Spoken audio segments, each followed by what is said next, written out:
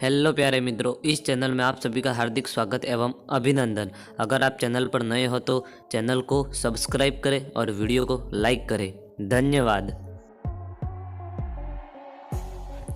मेरे परिवार में शादियों का एक ऐसा पैटर्न चल रहा है जिससे मुझे सबसे ज़्यादा नफरत है। मुझे कभी भी किसी ऐसे व्यक्ति के साथ रहने का मौका नहीं मिला जिससे मैं प्यार कर सकूं। मुझे अपने पति से भी कभी प्यार नहीं मिला। मेरे पति हमेशा से ही एक असभ्य, बेताब और घमंडी किस्म के इंसान रहे हैं। मैंने अपनी बेटी और परिवार वालों की वजह से उन्हें कभी नहीं छोड़ा।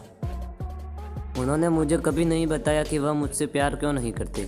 मेरी बेटी का गणित का टीचर बहुत प्यारा लड़का था। मैंने अक्सर उसे मुझसे नज़रें मिलाते हुए देखा था।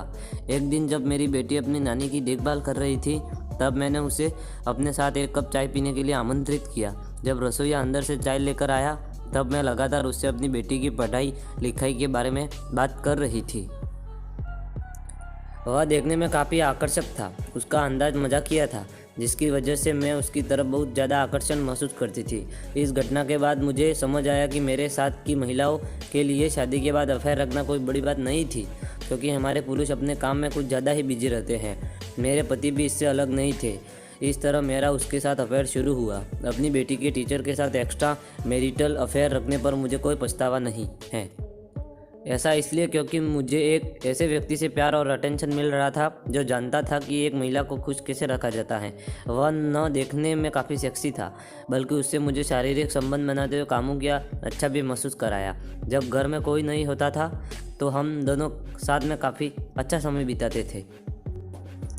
मैंने सुनिश्चित किया कि इस दौरान मैं अपने घर में घरेलू सहायिका काम करने वाली स्त्री नहीं रख सकती, क्योंकि वह हमारे अफेयर के बारे में मेरे पति को बता सकती थी। भगवान जाने फिर वह क्या करेगा। 36 साल की उम्र में मुझे प्यार और जुनून मिला, जिससे मुझे सबसे ज़्यादा खुशी का अनुभव कराया। लेकिन जैसा कि हर सामान्य अफेयर की कहानी में होता है, एक दिन मेरे पति ने मुझे पकड़ लिया।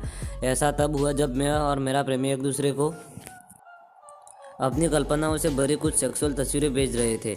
इस दौरान मैंने अपने पति और बेटी की घर वापस आते हुए की आवाज़ सुनी। मैं काफ़ी जल्दी में थी, जिसकी वजह से मैं उनका अभिवादन करने के लिए अपना फ़ोन अपने बिस्तर पर रखकर नीचे चली गई। मैं उन्हें बातचीत में शामिल करने की कोशिश कर रही थी कि मेरे पति वॉशरूम का इस्तेमाल करने के लिए बेडरूम में आ गए। एकदम से डर गई और उनका पीछा करते हुए कमरे की तरफ बढ़ी। मैंने देखा उसके हाथ में मेरा फ़ोन था। वह उसे लगातार स्क्रॉल कर रहा था। यह सब देखकर मैं चौंक गई। मुझे लगा कि मैं इतनी बड़ी गलती कैसे कर सकती हूँ। वह मेरे टेक्स्ट मैसेज पढ़ रहा था। मुझे इतना डर लग रहा था कि वह मेरे साथ या मेरे प्रेमी के साथ कुछ न कुछ ज़रूर करेगा, लेकिन इसका उल्टा हुआ। उसने मुझे शांति से पूछा, इस बारे में कौन जानता है? मैंने कहा, कोई नहीं। उसने फ़ोन को ज़मीन पर फेंक दिया और उसके टुकड़े टुकड़े कर दिए। निराश होकर उसने अपनी उंगलियों को अपने बालों में घुमाते हुए कहा, मैं नहीं चाहता कि हमारी बेटी इन सब चीज़ों से प्रभावित हो। किसी को भी इस बारे में पता नहीं चलना चाहिए। मुझे परवाह नहीं कि आप किसके साथ क्या कर रही हो, लेकिन एक परिवार के रूप में हमारी प्रतिष्ठा दांव पर नहीं लगनी चाहिए, वरना इसका अंजाम बुरा होगा। अपने पति की इन बातों को सुनकर मैं पूरी तरह से चुप रही, लेकिन इस दौरान मुझे इस बात का एहसास हुआ कि उसे मेरी बिल्कुल भी परवाह नहीं थी। हमारी शादी पूरी तरह फर्जी थी। अगर मेरे पति ने कभी मेरी परवाह की होती तो मुझसे कभी ऐसा नहीं कहता। वह मुझे डराता धमकाता, लेकिन ऐसा नहीं हुआ। मैं भी काफ़ी खुश थी कि उसे मेरे अफेयर से कोई दिक्कत नहीं थी, बशर्ते मैं इसे बस छुपा कर रखूँ। मुझे पता था कि मैं यह सब बहुत आराम से कर सकती हूँ।